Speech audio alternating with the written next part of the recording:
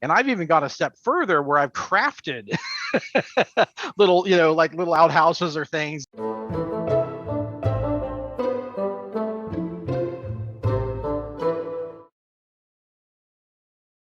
Hi, welcome to How to D&D. My name is Fred Wheeler, and today I want to talk about Dungeons and Dragons. This is actually a Dungeon Master round table made up of a whole lot of YouTube creators, and I have a bunch of people who are going to help me work through some questions.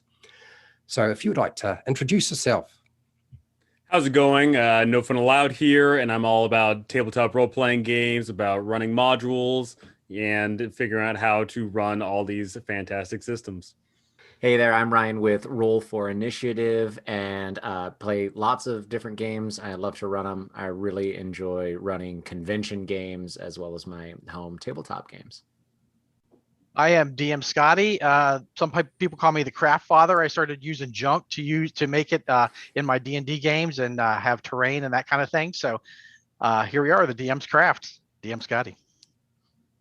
So when you're running your Dungeons and Dragons games or your RPG games, my question to you is, do you put a toilet, a lavatory, or a privy in your dungeons, locations, and why or why not do you do that? So my answer is yes, I do that because one, it just makes sense to the world unless you want to have a filth corner.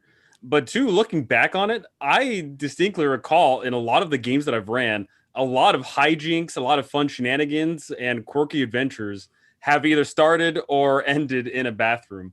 There's just a lot of things you can do with you chase someone down and they run into the bathroom. Okay, what stall do they go to? Or, okay, your players are locked in the bathroom and then something's coming out.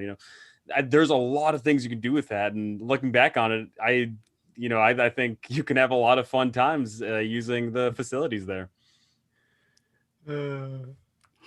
I agree, absolutely. Ryan, I know you're ready for this. Go for it. Well, you said number one. I would say number two. I was really thinking about this one, and in my like fantasy setting games, I don't think I use them as much. I think it's it's assumed that some of those things happen. But I've run a bunch of games that are set sort of in the nostalgiaville of the 80s, those types of systems, and even a couple of like sci-fi systems on space stations or on a spaceship. And especially I had one game of Tales from the Loop one shot that we were doing, and it ended up, a kid being chased by a monster into the high school bathroom and hiding and hearing the doors bang open and hearing the faucets turn on and all of that kind of stuff that you might find in an old 80s slasher movie or something like that. So I know I've done it that one time. But I guess in the fantasy systems, it's just prestidigitation and everything's clean, like a magical bidet.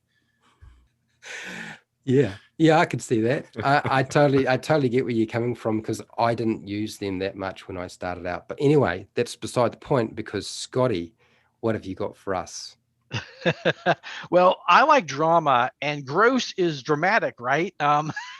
When you watch movies, they're slogging through the worst stuff possible. They got crap all over them. I've had characters crawl down into a sewer, and or hide, in a toilet, because the privies aren't like they are in, modern toilets where it's a pipe, it's a hole essentially, so if you're small enough, you can fit in there. I've had characters do that. And I've even gone a step further where I've crafted little, like little outhouses or things, where either a monster, it could be a monster hiding in the toilet or something like that, or a mimic maybe. So yeah, I love having fun with that stuff. I love doing gross stuff in my game, so of course. Oh, I'm that's so amazing. pleased to hear that. So I guess it only occurred to me to include toilets a few years back, and I would say I started doing that with Dungeons and Dragons 5e rather than the older versions. I guess the reason for doing it is I remember an old movie called Weird Science, and there's a poo Yeah. monster, and I was like, oh, I can really gross people out, and now I can have a monster in the toilet. And so the poo monster is born. So yes, I've done that a few times. It usually shocks players when you put like a toilet or a privy in there or a lavatory of some kind. It's even worse when they find themselves having to crawl through a pipe or a very narrow space and discover that the other end is, oh, hang on, this pipe is the actual, this is where the waste passes through to get, we got into the castle, but we just crawled through the sewage pipe. So absolutely. And then there's always the fun sign that says vacant and not vacant. And you have a spade and there's a hole. And people are like, what's going on here? And I've had players dig up what's underneath there, just thinking that I might have hidden something there. Oh, Been really disgusting, but so funny. So funny. oh, wow. Oh, you've got something to add? No, I do. I remember. So I used to have a fairly long drive to work, and I would kind of kick around D&D ideas and, or just a magical item or something like that. And at one point I was stuck in traffic and I got really mad at someone that cut me off, and I cussed him out, and I called him a shit wizard.